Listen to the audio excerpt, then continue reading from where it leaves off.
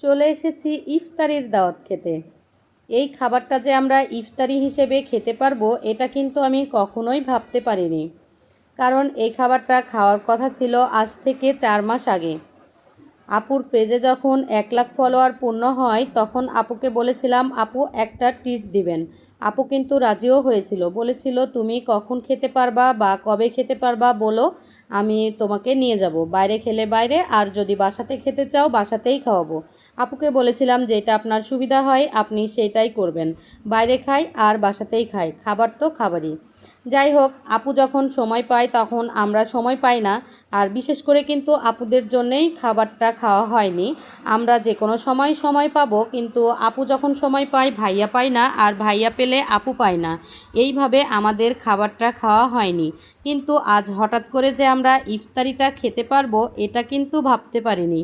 দুপুরে আপু ফোন দিয়ে বলে চলো সবাই মিলে একসাথে ইফতারি করি যদি তোমাদের কোনো সমস্যা না থাকে।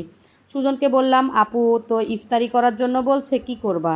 এক কথাতে সুজনও রাজি হয়ে যায়। তারপরে আমরা সবাই মিলে একসাথে ইফতারি করলাম আর অনেক মজা করেছি। বাসায় আসার পথে আমার ছেলে শহীদ মিনার দেখে এখন শহীদ মিনারে খেলাধুলা করবে।